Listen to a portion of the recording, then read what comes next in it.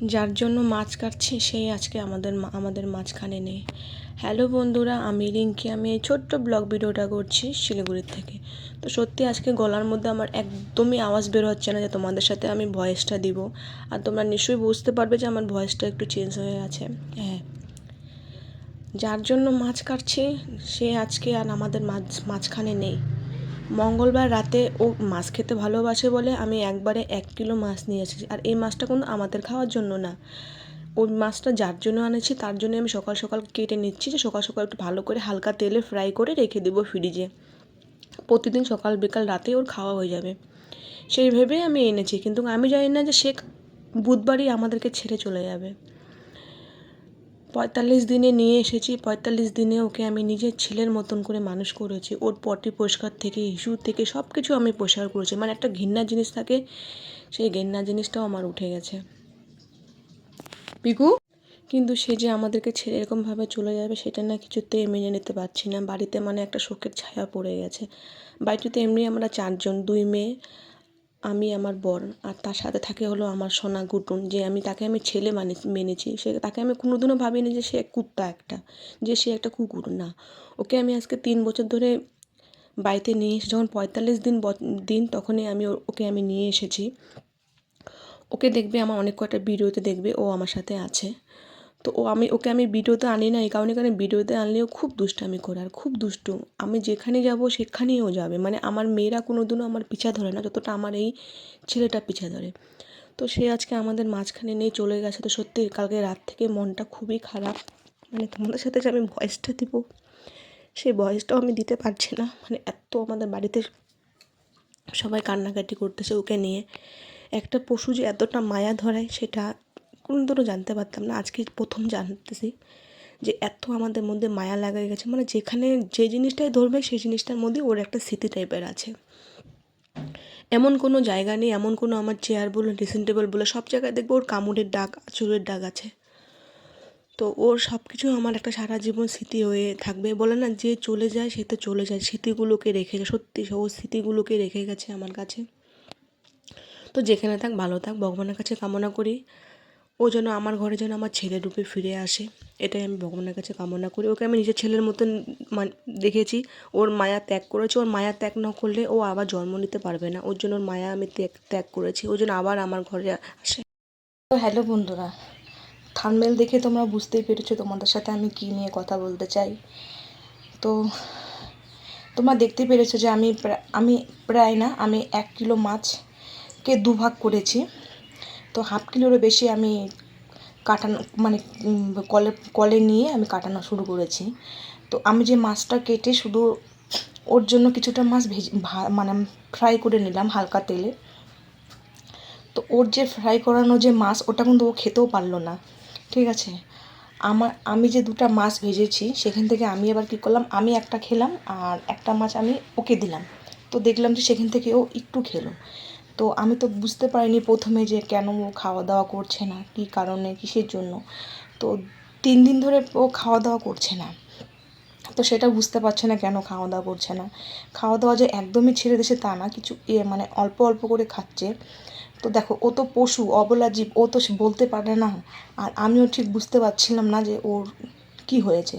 তো বলে না, যে যাওয়ার সে যে কোনো একটা সূচনা দিয়ে চলে যাবে। তো ওর যাওয়ার ছিল সে, তবে একটাই খারাপ লাগছে যে 3.5 বছর ধরে ও আমার কাছে ছিল। 45 দিন যখন বয়স তখন ওকে আমি এনেছি। এনে ওকে কিন্তু আমাদের বিছনার মধ্যেই ওকে নিয়ে শুতাম, যেখানে আমরা শুতাম চকিতে সেখানেই ওকে নিয়ে শুতাম। তো খুব কষ্টে ওকে আমি মানুষ করেছি আর এনেছি একদম পুরা শীতে, ঠান্ডার সময় ওকে আমি এনেছি, অনেক কষ্ট করে ওকে মানুষ করেছি আমি। তো আমি বুঝতে পারিনি যে ও আমাকে শেষে এরকমভাবে চলে যাবে। তো ওকে আমি কিন্তু অনেক কষ্ট করে মানুষ করেছি। ওর পটির থেকে সকালবেলা ঘুম থেকে উঠে দেখবো বারান্দায়, সারা বারান্দায় ও পটি করে রাখে। সেই পটি পরিষ্কার করানো এরকম একটা হয়ে গেছে যে তখন আমার একটা যে ঘেন্না থাকে সেই ঘেন্না জিনিসটা আমার চলে গেছে। তো সব কিছু করানোর পরে ওকে কিন্তু আমি একটা যে পশু জানোয়ার, যে একটা ও জানোয়ার, যে একটা কুকুর, সেটা কিন্তু আমি কোনো দিনও ভাবিনি ওকে। সবসময় ওকে আমি আমার নিজের ছেলের মতনই ভাবতাম। আর ওকে আমি নাম ধরেও খুব কম ডাকতাম। ওকে আমি সবসময় ডাকতাম এই ছেলে, এই ছেলে, নাহলে বাবা করে ডাকতাম। বেশিরভাগ ওকে আমি বাবা করে ডাকতাম, কেন বাবাকেও হারিয়েছি। বাবাও মারা গেছে, বাবা মারা যাওয়ার কিছুদিন পর ওকে আমি এনেছি। তো ওর মধ্যেই ওকে আমি বাবা বাবা করে ডাকতাম, কোনো সময় ছেলে করে ডাকতাম। আর ওর নাম কিন্তু গুটুন। যত আমি আমার মেয়েদেরকে সারাদিনও মনে হয় 3বার 4বারও মনে হয় আমার মেয়েদেরকে আমি ডাকি না, কিন্তু ওকে আমি সারা দিন চিল্লাই, গুটুন তুই কোথায় গেলি, গুটুন তুই কই, গুটুন তুই ভাত খা, বাবা তুই কই গেলি।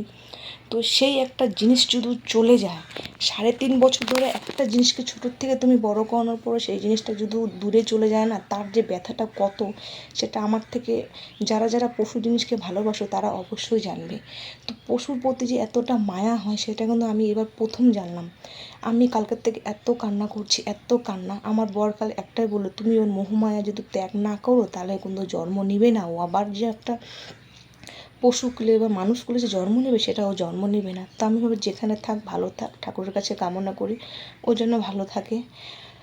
আর যেখানে ওকে রেখেছে, যেখানে ওকে মাটি দেওয়া হয়েছে সেখানে একটু দূরে, সেখানে আমি যেতে পারছি না। সেটা একটা তোমার ধরতে গেলে যেখানে যে শ্মশান বলে, সেই শ্মশানের সামনে ওকে রেখেছে, সেই শ্মশানের সামনে আমরা যাই না। তো সেই শ্মশানের সামনেই ওকে কালকে মাটি দিয়ে আসা হয়েছে। ওর যা যা জিনিস, সব কিছু জিনিস আমি দিয়ে দিই। ও যে চেয়ারে থাকে ও কিন্তু মাটিতে বসে না। মাটিতে বলতে যেরকম পাকা, আমাদের উঠান পাকা, ঘর পাকা, সে মেঝেও থাকে না, ও কিন্তু সবসময় চেয়ারে থাকে। তো যেই চেয়ারে ও থাকতো সেই চেয়ারটাও আমি সকালবেলা ওর নাম করে নদীতে ভাসিয়ে দিয়ে আসলাম। মানে ওর যেগুলো যেগুলো জিনিস, সেগুলো জিনিস আমি ওকে দিয়ে দিয়েছি। আর ও যে বাসনে খায় সেই বাসনগুলো এখন যদি বলো যে সেই বাসনগুলো তুমি দিয়ে দিয়েছো, না সেই বাসনগুলো আমি দিইনি, কারণ ওর কোনো বাসন নেই। ওকে আমি যখন যেটাতে পাই তখন সেটাতে দিই। এমনকি আমরা যে থালে খেতাম সেই থালেও ওকে আমি দিয়েছি। তো সেগুলো তো আর ফালা যায় না। ওকে আমি কোনো সময় কুকুর ভাবিনি, সবসময় ওকে আমি ভাবেছিলাম যে একটা আমার বাড়ির পরিবার, আমার ছেলে। তো ওকে আমরা যে থালে খেতাম সেই থালি ওকে বেশিরভাগটা আমি দিয়েছি খেতে। তো এর জন্য আমি থালা বাসনগুলো ওর ফেলিনি। ওর যে শুধু চেয়ার আর বেল, এখনও ঘরে 2টা বেল আছে, তো বেল 2টা আমি ফেলিনি, ভাবছি বেল 2টাও ওকে ওর নাম করে বিকেলে গিয়ে নদীতে দিয়ে আসবো। তো পশু জিনিস, একটা পশুকে পোষানোর পর, ছোটোর থেকে মানুষ করানোর পর ও যখন চলে যায়, যে ওর যে কতটা যে কষ্ট, কতটা যে মায়া, সত্যি এখন আমি বুঝতে পারছি যে। কিন্তু হ্যাঁ, তোমরা আমার সোশ্যাল মিডিয়াতে আমি যত এসেছি, তো আমি তো সোশ্যাল মিডিয়া ছাড়ছি না, তোমরা দেখবে যে আমি কোনো পশু জিনিস পুষতেছি না। কারণ পশু জিনিসের যে এত মায়া সেটা আমি প্রথমবার এবার জানলাম। কোনো পশু জিনিস আমি আর পুষবো না, কুত্তা বলো বিড়াল বলো আমি আর পুষবো না। তোমাদেরকে এটুকু কথা বলার জন্যই আসলাম।